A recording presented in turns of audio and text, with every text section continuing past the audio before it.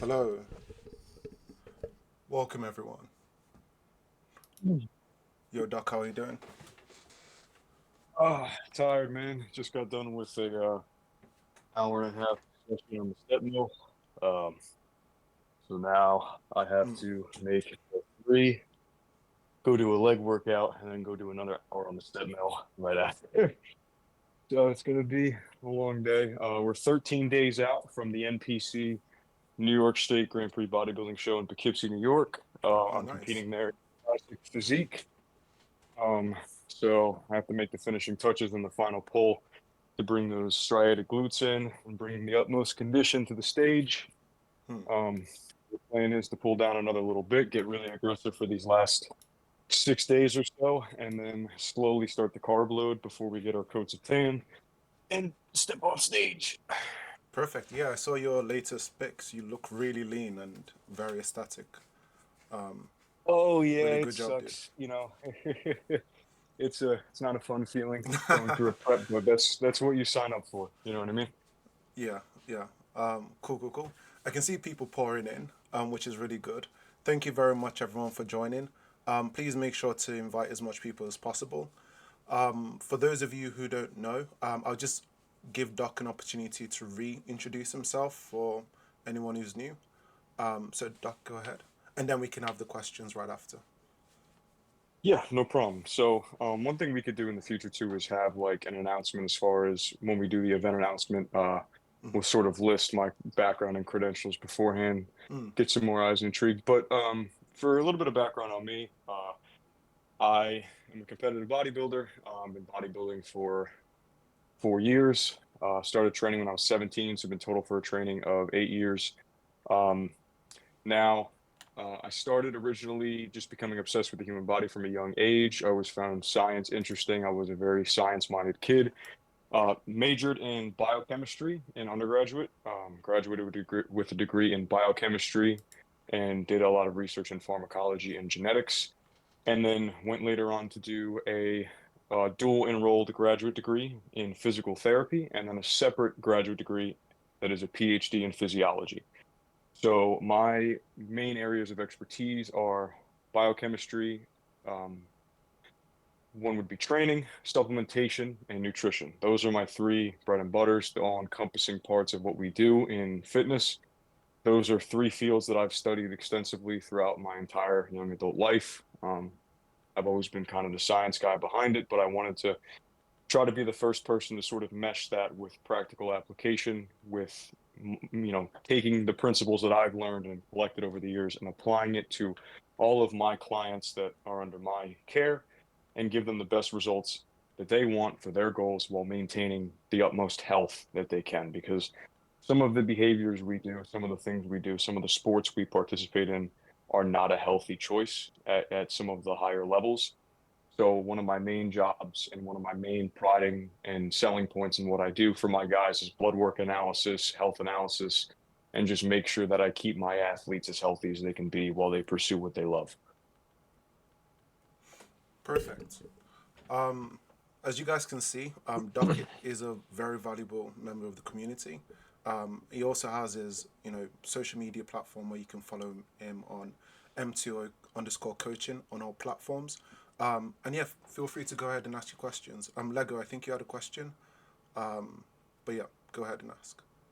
Yeah, so any questions you have, just go into the podcast chat Mm, and type it in there. You'll see it in there, and I'll answer it that way. Or if you want, you can come off mute and speak whatever your question is, and we'll go through them one by one.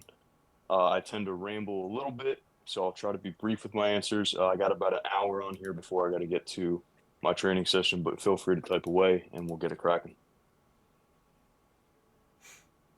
okay, I can see Steve typing, Lego's typing.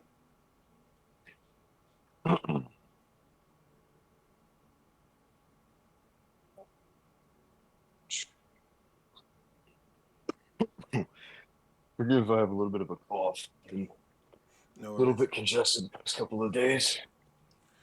No worries. All right, first question. You talk about blood work with your clients. Have you ever had a client who had bad cholesterol numbers and you help them get back on track? Yeah, many of them actually. That's one of the most common issues I deal with is cholesterol.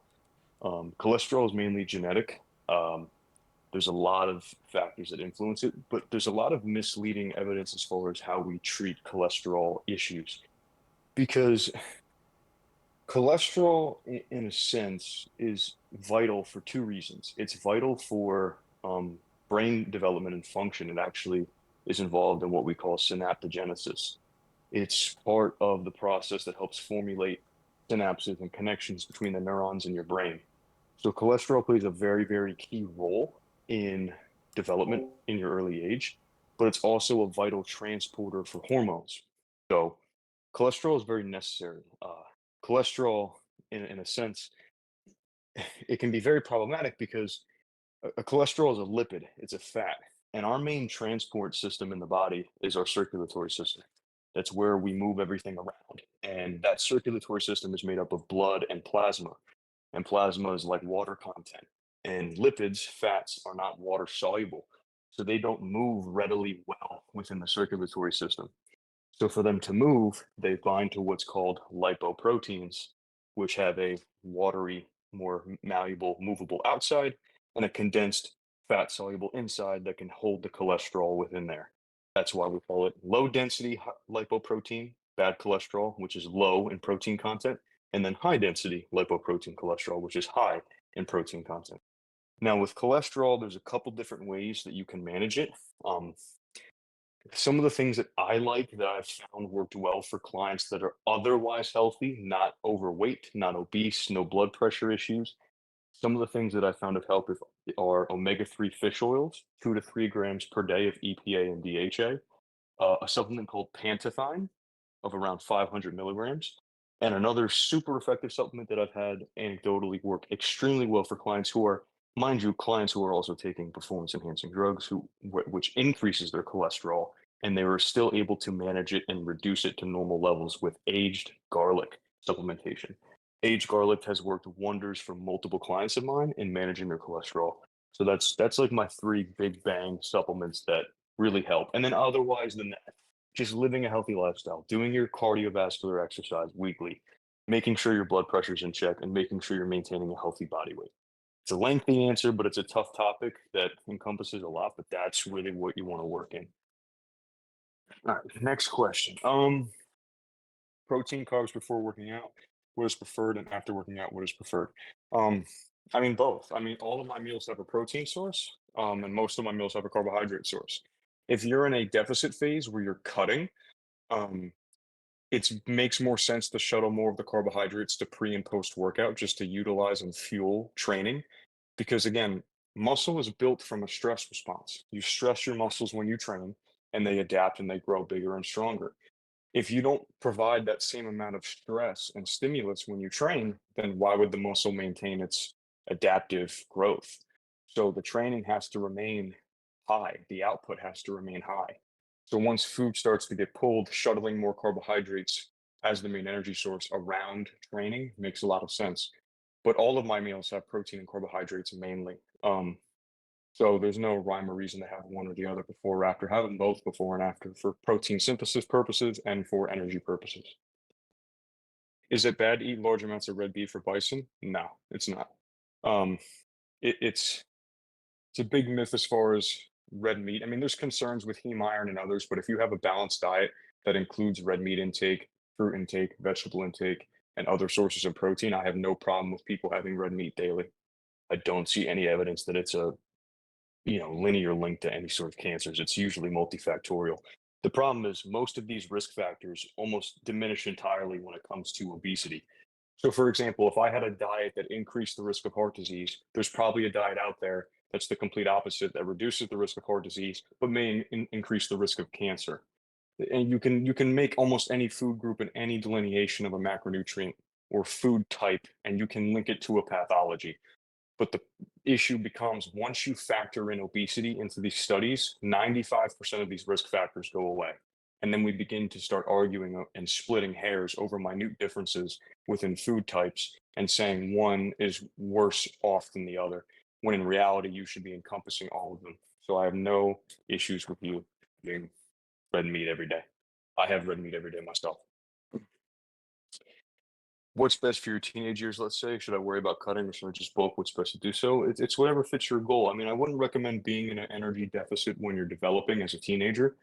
If anything, I would try to maintain where you're at around food. I would probably try to eat a consistent amount of food per day that leaves you maintaining the same body weight, maybe a little bit of excess food for an abundance of nutrients to go towards muscle protein synthesis if that's your goal. But I wouldn't be trying to bulk per se and pounding calories down if you're not at a body fat percentage that really warrants you to start putting on excess fat as you begin to scale that up. Because at some point, there's only so much muscle protein synthesis you can occur at once, and eventually there is going to be some fat storage alongside of that. If you're not at a body composition that gives you a lot of runway to do that, you're better off just maintaining for now and increasing your protein intake, eating around your maintenance, and begin training very hard. Um, Also, I was wondering if you heard about Greg Doucette supplement called GO2 Max. Yeah, I could give a shit about Greg's supplements, to be honest. I'm a biochemist. We do this beautiful thing called thin layer chromatography and mass spectrometry, where we can actually look at the content within supplements. And if they're true to label, Greg's supplements are not true to label. Every single one of his independent HPLC testing that's been done has shown that his supplements are not true to label, and they contain about 30% of the active ingredient that he said was in there. So if you want to support guys who scam teenagers and make cringy videos, go right ahead. Um, Stretch-mediated hypertrophy is a very specific type, but it can be measured. When I've asked people where the extra tension comes from, it's a blank stare. They either don't know or have a wild hypothesis. Do you know? Well, I mean, to me, I think of it as a rubber band. Right? The more and more you lengthen a muscle, the more motor neurons it has to generate to produce force, and the more tension that that muscle undertakes to now retract and contract in the opposite direction. Picture it like a rubber band. The further you pull that rubber band apart, the harder and faster that rebound force becomes. And it's the same sort of elastic components when it comes to tissues. Tissues are elastic. They have that same stretch mediated factor. So when you lengthen that muscle further, it has to recruit more motor neurons and it's more predisposed to higher amounts of force in return. And through that, it builds more overall tension. So, in my eyes, when you look at the literature and you look at the comparative studies, full range of motion always, almost exclusively, always beats partial range of motion in exercise regimens. How do you find supplements that are true to label? I mean, that's tricky because, right, it's not regulated by the Food and Drug Administration in the US. So they don't have to do any testing. They don't have to even go through that process. They don't have to prove that to anybody. Your key is to look for brands that do their own independent testing and have laboratories certify that their supplements are true to label. Brands that are examples of that would be Dymatize, and another one would be NutraBio. I'll put those in the chat right now. I'll type them out before I get off track here. Those are two supplement companies I know of that do independent third-party testing on their own and ensure to their customers and consumers that their supplements are actually true to label. Have you ever worked with metamucil and psyllium husk supplements to help with the cholesterol? I mainly utilize those two products for digestion support, but in turn, indirectly, they can help with cholesterol, but not nearly as much as garlic, pantherine, and omega 3s. But sugar-free metamucil and psyllium husk powder I use almost in every single client for GI distress. Psyllium husk powder works wonders for gut issues and just making sure you have regular bowel movements and keeping your stomach nice and light throughout the day to have all the meals that we need to eat as bodybuilders. A lot of my bodybuilding clients have a necessity to have the psyllium husk powder in there. It's very, very, very key. I love psyllium husk powder. I think turmeric is good. I just don't think clinically the evidence is all that promising. I think it can have some effects for some people anecdotally, but I haven't seen enough clinical rationale and evidence out there that really makes me like compelled to tell people that it's a wonderful thing to add in.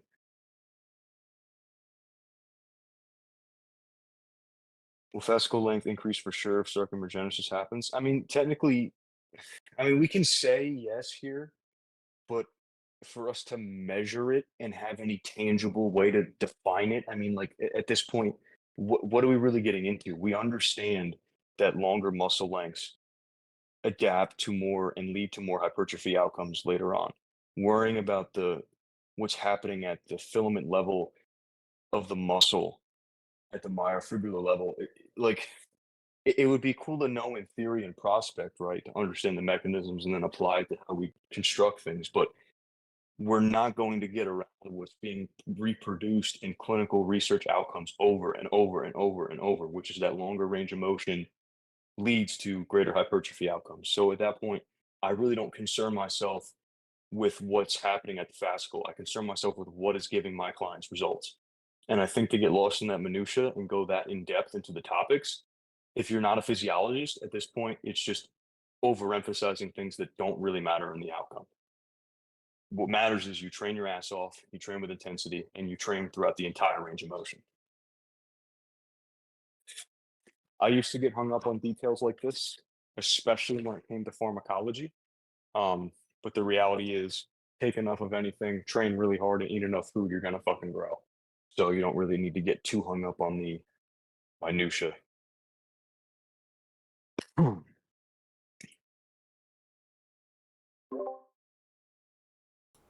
See if there's anything I missed.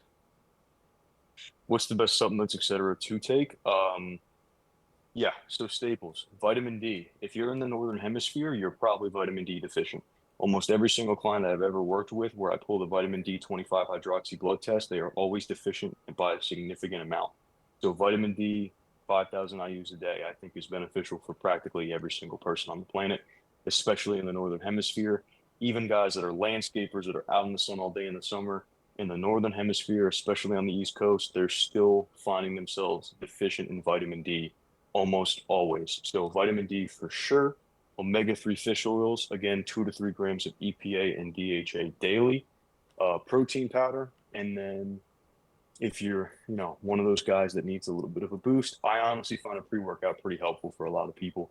Not one that's souped up with so much caffeine that you're trying to tranquilize a giraffe, but enough to get you going, get you focused, and give you a really nice pump and that euphoric feeling that comes from exercise. Perfect. I can see some people still typing questions. If anybody wants to come up to the panel, please, please, please do raise your hand. It would help a lot. But while we wait, and while more questions are coming in, I thought it would be pretty good if we went to the questions thread on the Discord server, and then just kind of did a Q&A based on the questions that people have asked historically. An example will be from Slog. Does anyone know a good workout for gaining muscle that doesn't require any equipment? I think this is a good question because we get these quite a lot. Yeah, I mean, anything where you scale it from body weight, I mean, the reality is to a certain extent, there's going to come a point where you're going to be limited as far as your options. There's ways that you can make exercises more challenging depending upon the leverage that you give yourself. But honestly, for that, the calisthenics guys are usually ideal things to mimic and follow. I mean, anything with body weight squats, body weight push-ups, there's ways for you to scale those exercises down to intermediate levels and then scale them up as you move on to where you're elevated from your feet for the push-up to where you're taking more of a diamond push-up grip to isolate the triceps, from squats, whether you're doing goblet squats and then moving into sissy squats, moving into regular body weight. Anything with body weight that you can scale over time and make it harder as you go along are going to be your bread and butter. Other than that, you don't really have much else in terms of ways that you can get super creative. I'm sure there's many different resources on YouTube and others that you can look at. The calisthenics guys are probably your go-to for that. Typically for me and the results that clients are looking for when they come to me, I don't typically find that a home regimen is just going to be effective enough. I think for a beginner who looking to make modest increases in their health, I think it's a very doable thing. But I think outside of that, they need to really work on overall just finding access to a gymnasium or some type of equipment. Is it true that lats assist in spinal extension and anterior pelvic tilt?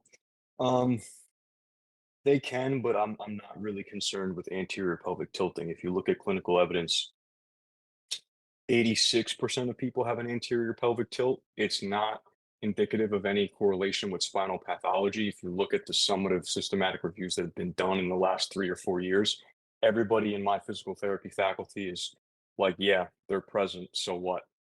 Pretty much the vast majority of people that have them have no pain or symptoms. I'm not concerned about pathologizing normality. It's the same thing with people with leg length. 98% of humans, or I'm sorry, 96% from Jenkinson and colleagues have some sort of spinal misalignment.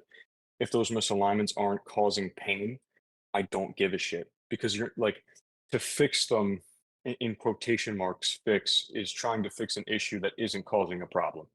Um, I'm not really hung up on, like, Usain Bolt has scoliosis.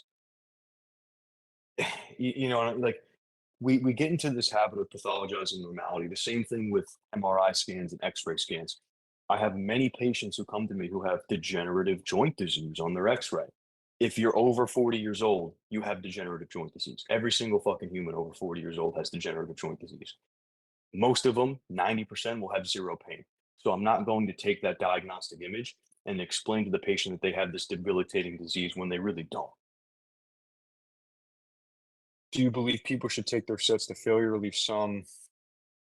I think if you don't train to failure in some regard in some of your sets in your training, I don't think you're going, I don't think you should be able to expect as many tangible outcomes as somebody who trains harder than you. I have trained in many different facets with many different systems across my entire life of training, and I have never grown more muscle tissue than when I started to train my ass off. If you are in a commercial gym, if you train at a Planet Fitness, if you train at a Retro, if you train at any one of these commercial gyms, and your goal is to build a maximal amount of muscle tissue, everybody in that gym should know, by the way that you train, you are the hardest working person in that gym. You should be known as the guy who looks a little bit crazy because of what he does. If you are that person, you're going to be a big human. If you're not, you can't expect to be one. I'm sorry, you just can't. Have you ever tailored a routine for a client with mild scoliosis, not enough to warrant a brace or fusion surgery? It depends on if they're having pain or not. If these functional movements don't cause any debilitation or pain, why would I modify anything?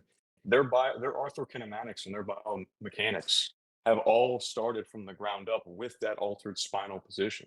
If everything that we do is normal for that person within their spinal anatomy, then I shouldn't have to modify anything. If it causes pain and ailment, yeah, I'll scale those activities back and regress them to a pain-free point and then move them back up. So an example would be like, let's say somebody has low back pain and they can't do a hip hinge, they can't do a deadlift. The first thing I would do is I would scale that movement back to a regressed pain-free point, whether that be pulling off of blocks that are 6 inches tall, whether that be from switching to rack pulls, whether that be for going to dumbbell, whatever gets them back to no pain. And then I'm going to slowly reintroduce more and more range of motion. And then I'm going to add a little bit of load. And then I'm going to add more range of motion again. And maybe that 6 inch block goes to 3 inches, then 1 inch, then the floor. Then I add more weight from the floor. So all we really do in modifications is we scale the activity back to where it doesn't exacerbate symptoms, and then we slowly introduce that tolerance again. It's the same principle when it comes to muscle growth. You add a stress input and you build tolerance. It's the same thing with any musculoskeletal injury. We scale the activity back to where it doesn't cause any exacerbation of your pain, and then we slowly reintroduce it, and you start to tolerate it more and more, and then you train. Is a wide grip lat pull down worth doing if I'm already doing one arm cross body with a pullover? I don't necessarily understand how you're getting an effective lat engagement from a cross body. Um, uh, I don't know what you mean by cross body. You have to iterate what that exercise looks like. I wouldn't have. I mean, I wouldn't avoid any exercises as far as scoliosis. I saw that message was edited. I mean, they're not at any higher risk factor than anybody else for just having a normal altered spine. If they have debilitations and they have, predispositions for pain, sure, we'll work around that. But most people who have spinal abnormalities have no reason to modify anything if they don't have pain. Is it possible to train your upper body with calisthenics without building a lot of mass in your upper body? I mean, yeah. Like, the beautiful part about muscle growth is you can control it. If you don't like how big your upper body is getting, you can stop training it. Um, I don't really understand the purpose of the question too much. Well, I lean to one side, so my arm goes just past the center of my body. Do you mean like a single arm pull down? I mean, I typically only work with single arm cable lat pull downs. I don't like to do, I'll do a wide grip lat pull down, but that's mainly an upper back movement because the problem is too many people, um, they, too many people have this massive arch in their back and they pull almost to the clavicle, and it's just mainly an upper back movement. Once the shoulder externally rotates, you're really kind of just losing the lat. And when you start with a pronated grip on a lat pull down where the palms are facing forward, I mean, you're already externally rotated at the shoulder. So most of your engagement is rhomboid and rear deltoid and upper trapezius. It's really not lat. If you want the lat to be engaged, the shoulder should be internally rotated. Your elbow should be directly in line with the body. You're not really targeting the lat effectively with a straight bar. So I'll always opt for a cable where I drive the elbow down into the shorts pocket. The wide grip lat pull downs that are standard, that's mainly an upper back exercise, to be honest, the way the anatomy is set up. I mean, I thought it was for lower lat having a wide grip. You'd like to think so, but no, it's mainly just upper back. A lot of times, most people are not pulling correctly. Their setup is just not anatomically sound to be engaging the lower lats. Do you think there's anything to taurine regarding its calcium homeostasis regulation? Um, the evidence here is conflicted, Bar. We have some studies that say yes, some studies that say no. To me, it's not compelling enough for me to purchase it and implement it. But I know some clients that use it. I just don't think the evidence is convincing enough yet. I think there's more papers coming out, but you have some papers that say hell yes. You have some papers that say don't waste your money. At the time, it's just not extensively researched at the moment. The supplement industry overall typically isn't. But we're getting there. We're slowly getting there with a couple different databases. One of which is examine.com. Examine.com, if you guys have a little bit of a budgetary availability for it and you're interested in supplementation, like research articles and good summative collections that people put together and put these things into layman's terms so you can understand them, examine.com is amazing for supplemental research.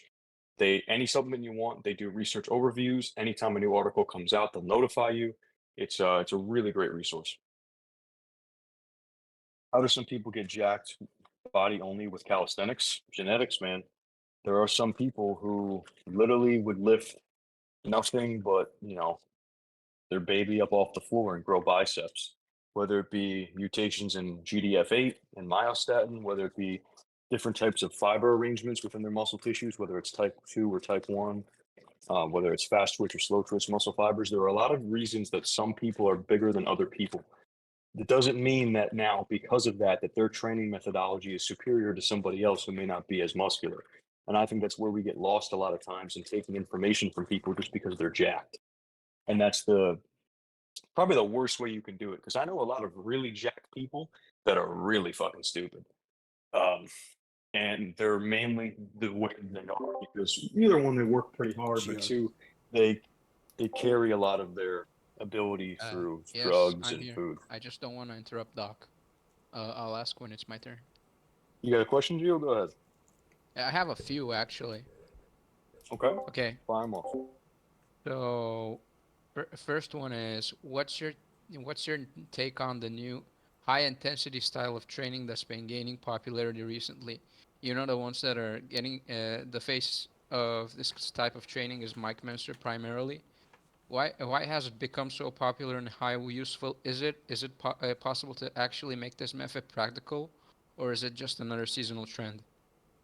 Menser is charismatic, and he was an intellectual in a field of people that were kind of like intellectually kind of numb.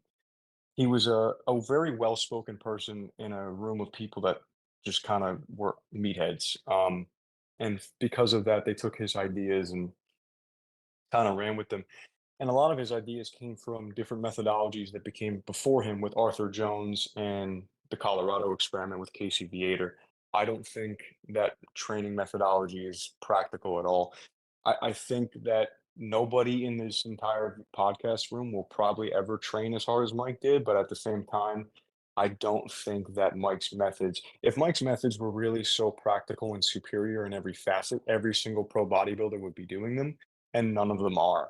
A lot of them do not train 3 days a week with super high intensity. Does that mean intensity doesn't matter? No, it absolutely fucking matters. In many regards, it does. I just don't think that low enough of volume and that much accumulated fatigue um, is really practical for anybody, especially beginners. I honestly find that most of the people that hire me, it's very, very, very rare because I have all my clients send me training footage, every single one when they start working with me. I've maybe had one client, one out of all of them, that have sent me a set that's supposed to be taken to failure, and it actually was taken to failure. Maybe one person out of the gate. I just don't think that method is practical for 99.9% of people, even pro bodybuilders. Pro bodybuilders train intensely, but they also train with more volume relative to what they can recover from. And I think there's a balance there.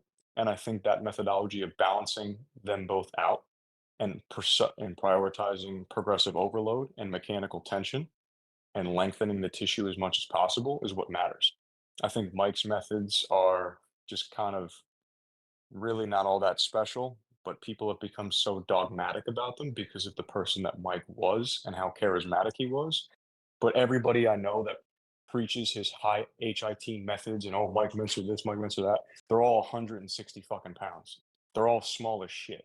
I've yet to meet one of the new Mike Mincer, amazing hardcore guys who has a physique that even makes me like bat an eye, to be honest with you.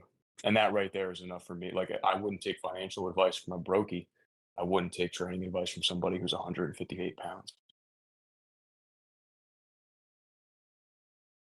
Right, I have a second question.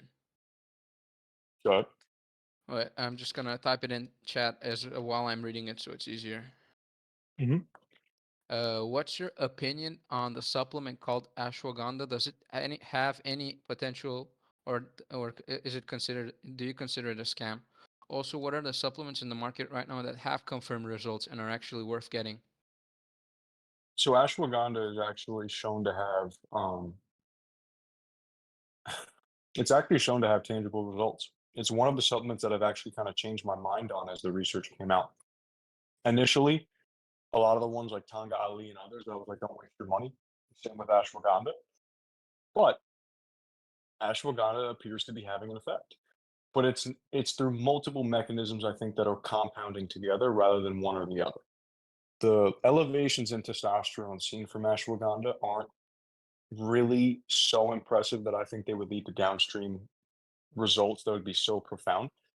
But it also has been shown to lower cortisol, and it also has been shown to help in other facets. And I think all of those things paired together of potential increases in serum testosterone, reductions in cortisol levels, and increase in other transport mechanisms, I think has gotten it to a point where it's showing results repeatedly in clinical trials.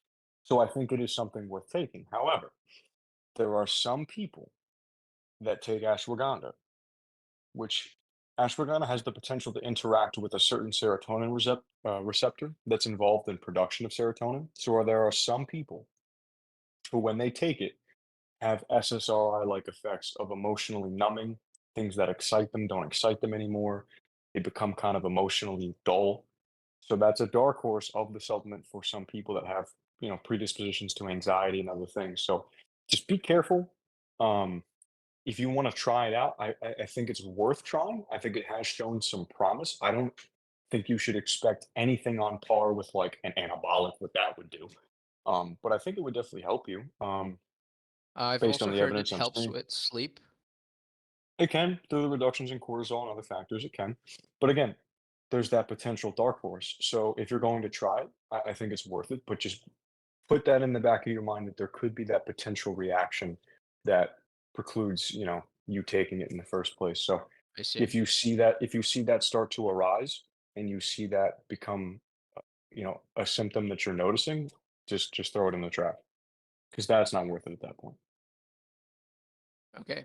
Last question I have, which is honestly very, very important to me, and also a lot Mhm. of people, I'm pretty sure. Like, this is like the pitfall of a lot of people.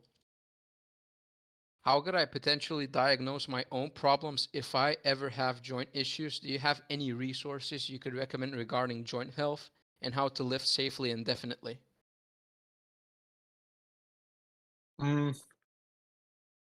the biggest thing is lifting with full range of motion. A lot of the guys that cut the motion short, you're working with compressive forces that are sort of altering the arthrokinematics of the joint. If the joint only works under load in a certain range and it doesn't get to full flexion extension or abduction and adduction, like if you're not bringing that joint through its full motion and you're restricting it under load to a certain, let's say ratio of movement, that's where I find guys have the most issues. I find the guys that partial and half rep everything really are the ones who get themselves hurt because they're changing the normal arthrokinematics and firing patterns of the supporting muscles that stabilize the joint because you have what we call static stabilizers, which is where you have, let's say, like what we call closed pack position, where the joints have the most contact surface with one another. So like the closed pack position of like a joint would be where the joint is maximally congruent. So it's like a bony block in a sense.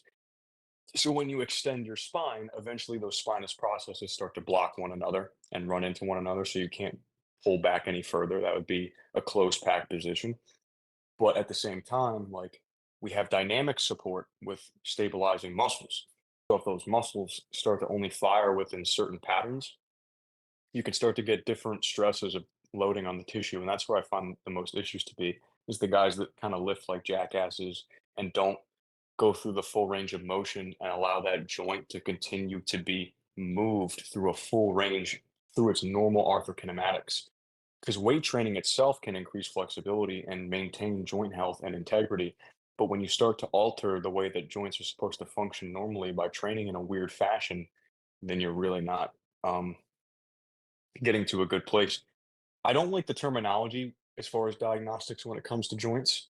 Um, because anybody can get golfer's elbow, anybody can get tennis elbow, anybody can get, Tommy John shoulder. I think to regulate it to a sport takes away the fact that these repetitive use injuries can be applied to almost anybody. But I think, to be honest, as a PT, every patient that has come to me with an idea of what their problem is fucking so far off of what the actual issue is. It's not even fucking funny. It's the same thing that happens when you have a stuffy nose and you Google your symptomology and you think you have cancer or a hemorrhagic stroke. Like, just leave it to the fucking physiotherapists. Shop around, find one that you can trust. And a lot of states now, especially in the US, have direct access. With direct access, you don't have to go to your primary care physician and get a script for physical therapy. You can go right to the physical therapist and ask them, hey, man, can you do an exam on me? Tell me what's wrong. I'm having this type of pain in my elbow or whatever.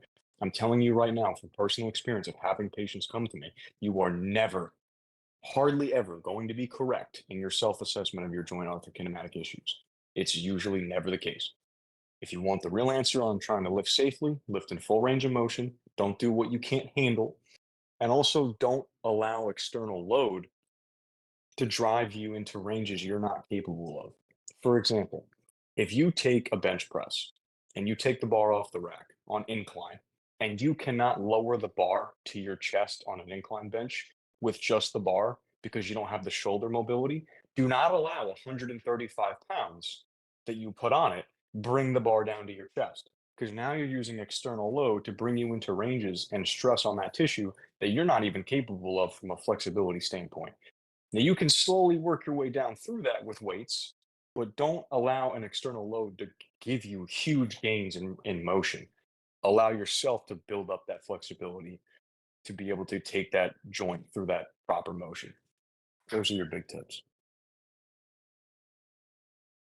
All right, thank you very much, Doc. That's all the questions for me. What are your thoughts on the Jim Reaper, aka Baker? I have no idea who that is.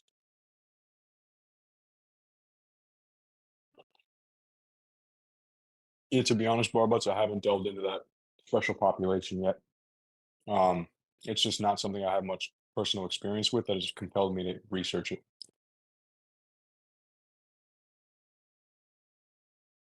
any information on knee conditioning for running as a heavy guy, um, look up knees over toes guy on Instagram and Aaron Kubal. I'm going to type their two names in the chat. Um, these two guys are the most evidence-based practitioners, as I know, that really push the graded exposure approach. And the graded exposure approach to musculoskeletal rehab and joint health is the most evidence-based effective approach to keeping joints healthy. Um, I really don't find much clinicians out there to be all that bright, but I like those two as far as what they provide for knee exercises and rehabilitation. Those two guys are great. Who was your favorite nutritionist? Either Lane Norton or Alan Argan. Alan Argan, his books and resources are brilliant. I think he has a very simplistic approach to nutrition that negates all the bullshit. Same with Lane. I'll write their names in chat as well.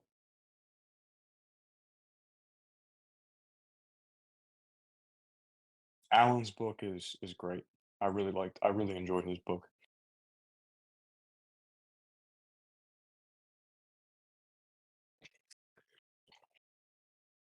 What are some easy high protein lunches to make? Um, you could always make a shake meal.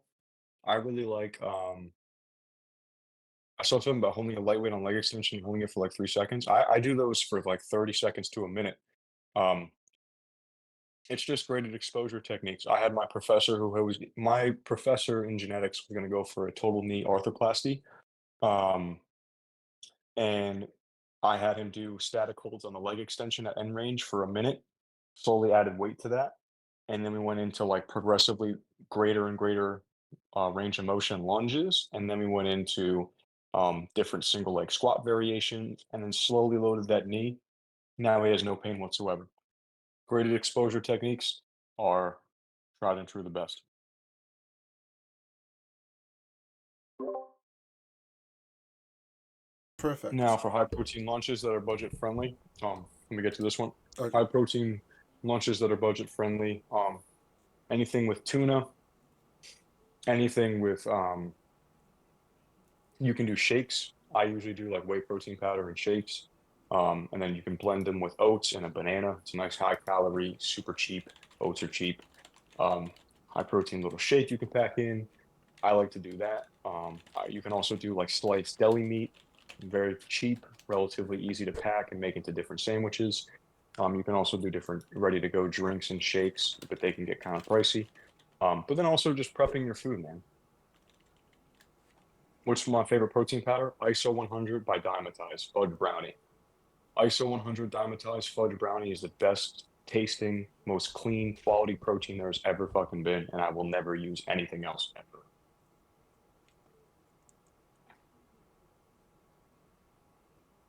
I've used that protein for literally fucking 5 years. I will never use anything else.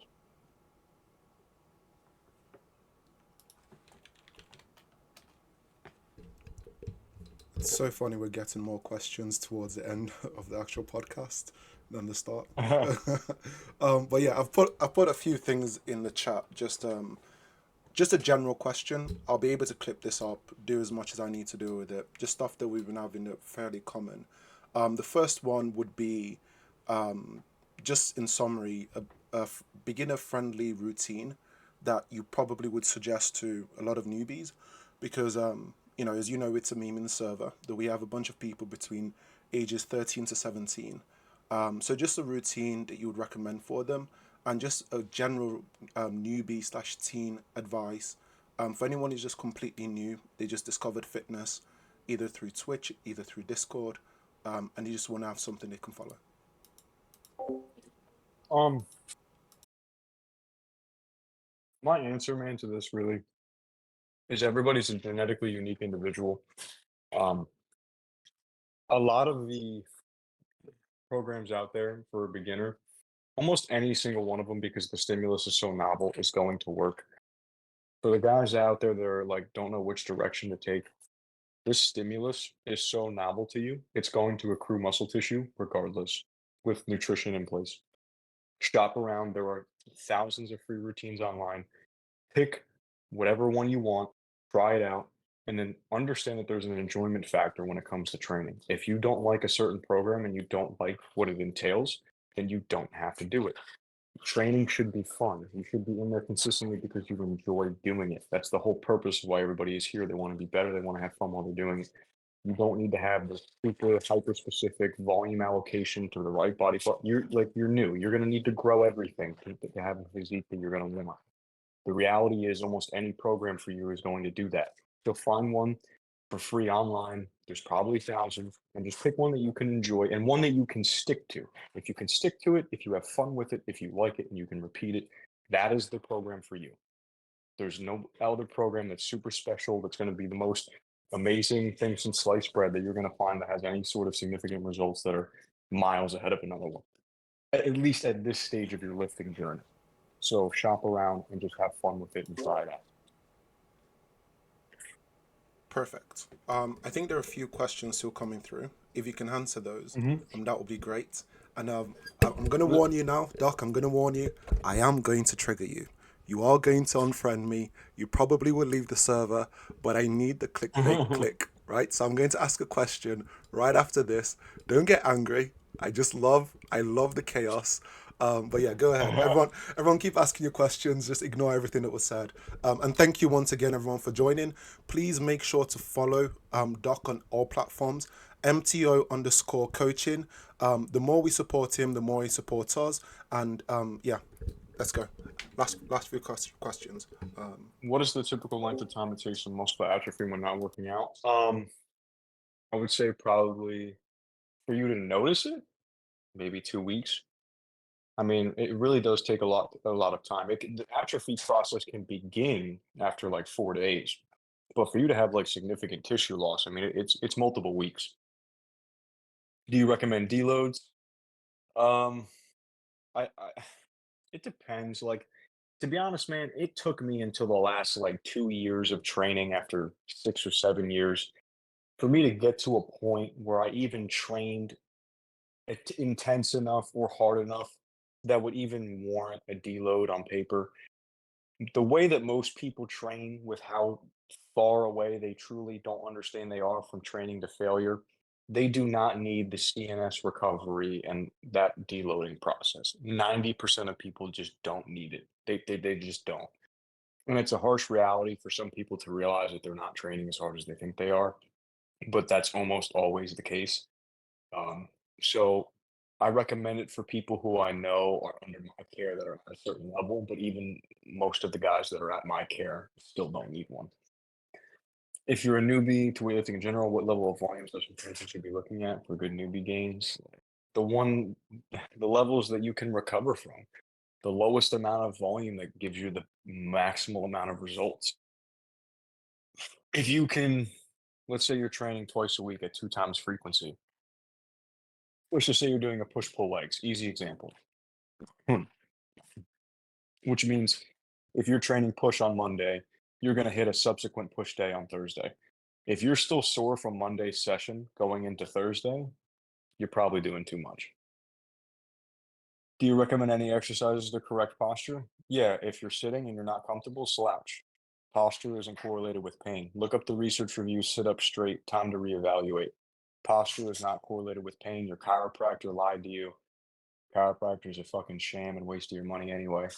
The whole idea of chiropractic came from Daniel David Palmer, who literally had a spiritual revelation in quotations to where a doctor who has been dead for 50 years visited him in his dreams and told him the key to spinal pain and pathology was subluxations, and he needs to crack people's back to cure blindness and disease.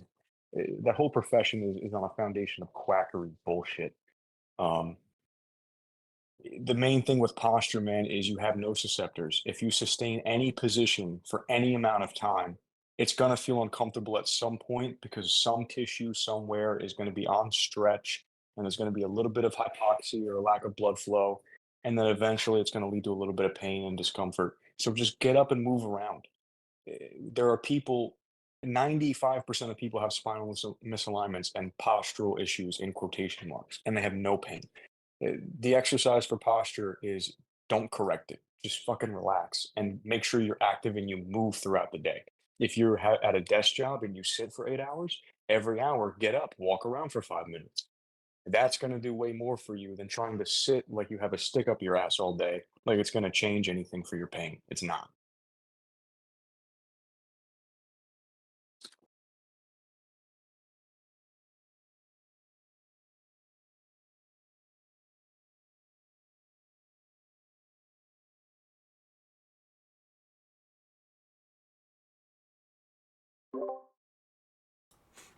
Cool.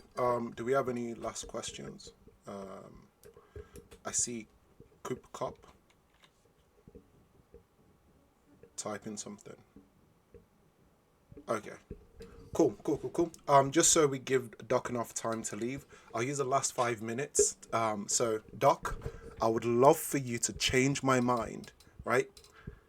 Counting calories is absolutely stupid. Please change my mind. The floor is yours. Oh man, this debate fucking annoyed the shit out of me in the general chat. Let's go on.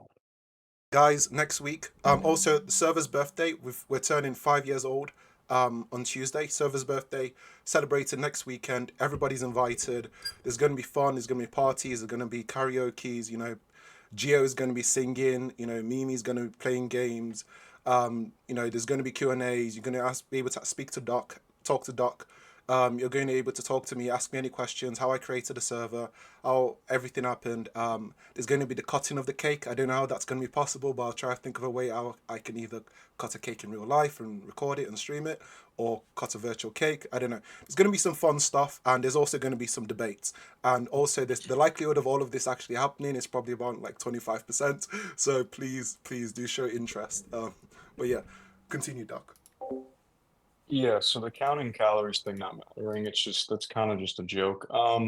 It's really look, man, if you're severely overweight and you're in a position to where you have an unhealthy lifestyle and you eat junk all day and you don't take care of your health, do I need to count your calories to help you lose weight? No.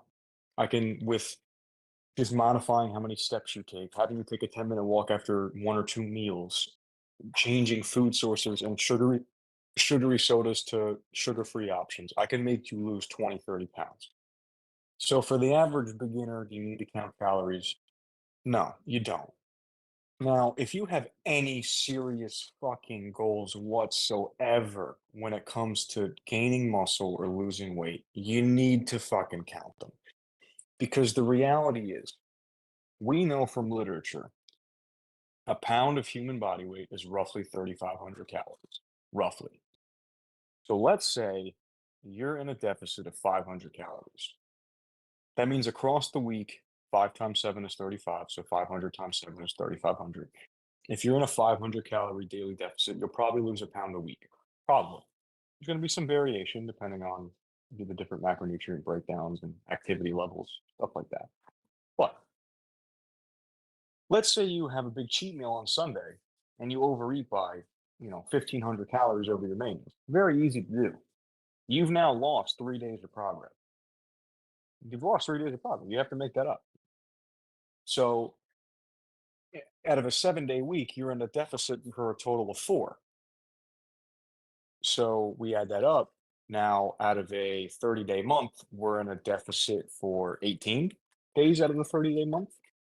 Because 3 days out of every single week, we're losing because you're having this giant overboard cheat that's way outside of your calorie count. So, and the inverse is also true, right? If we're trying to build muscle, protein accretion and muscle growth takes time. It's not a quick process.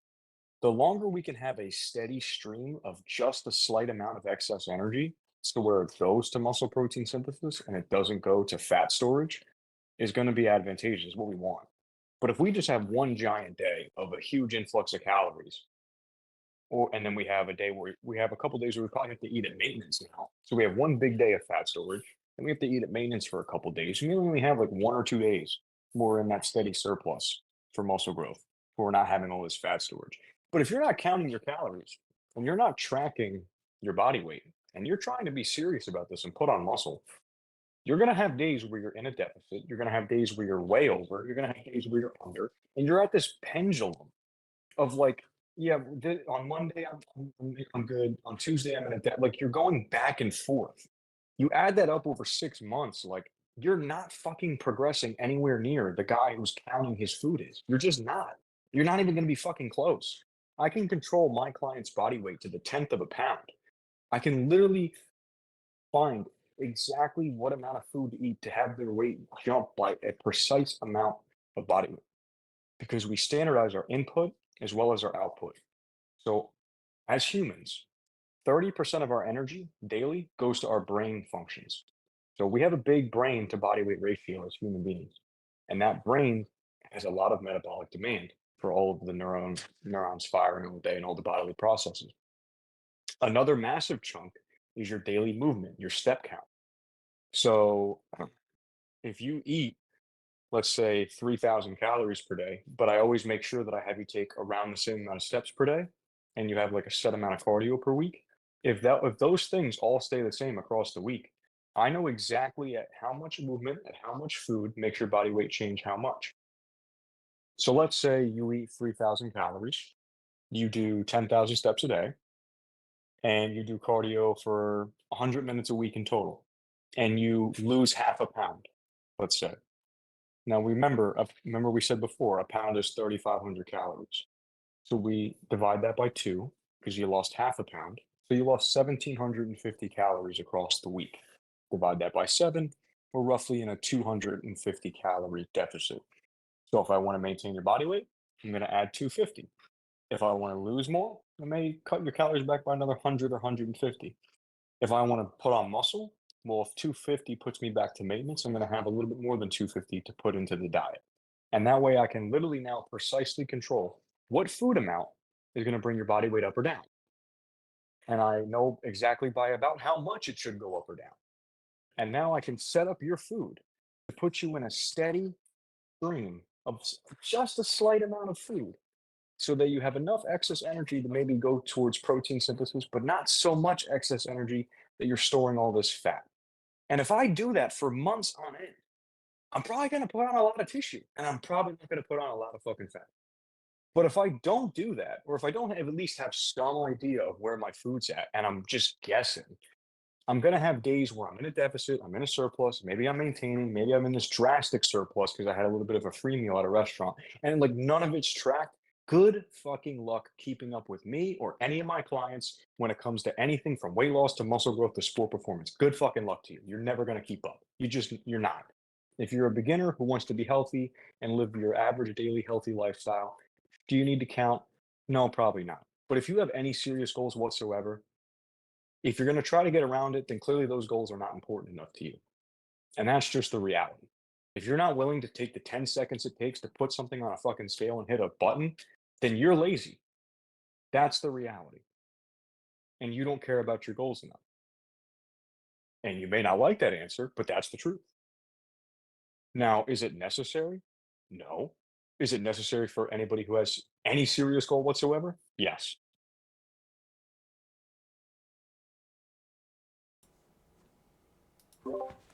Perfect. That gave me chills. I don't know about anybody else.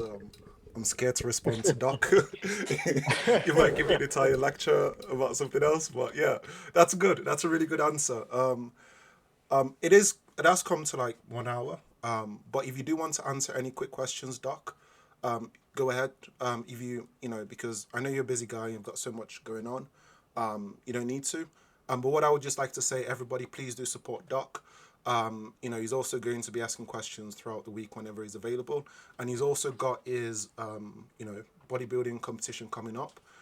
Doc, do let me know when that is, if it's going to be live streamed, if anything's going to be going on. We as a community will be happy to support you as well. And yeah, guys, remember MTO_coaching on all platforms. Yeah, quick fire. Answer as much questions as you want, or just completely rage quit. Like, skip. Yeah, so I have to get my leg training session in. I have another hour of cardio I got to finish up for prep. Um, I appreciate everybody coming out to tune into this. I dropped my Insta in the podcast chat. Perfect. If any of you guys are interested in coaching and working with me one-on-one for whatever goals you have with weight loss, muscle growth, whatever it may be, DM me on Instagram, and then we'll set up a consultation. That's where you can get in contact with me for my one-on-one services. Other than that, I'm going to try to do these Q&As as much as I can. Next week, I'll likely be up for it. The week after that is the weekend of my bodybuilding show. It's on Perfect. September 23rd in Poughkeepsie, New York. That weekend, I will not be available as I'll be competing in classic physique. I'm going to be the most tired and depleted I've ever been. So it's probably not likely that you're going to hear from me much that weekend, but I'm going to try to get as much and get back to you guys as much as you can. If you guys have further questions, just make sure to add me in the channels. I'll always get back to them as I go through my notifications. It may take me a little bit, but I always try to get back to everybody. But other than that, if you want to get in contact with me about anything coaching wise, just go through the Instagram. I appreciate everybody's time today. I'm going to go get to training, but thank you guys as always. I appreciate it. Thank you very much, Doc. Have a great day. See you, dude. Take care. You too, brother. Bye. Thank you everyone for joining. That's the end of it. Make sure to like, subscribe, do whatever you have to do. Peace. Actually, Gio's hosting some fun stuff in the gaming channel. I'll also be there if you want to talk to me. I want to talk to each other in the community. See you all in like the gaming channel at the bottom. Just click on it or the general one. Peace.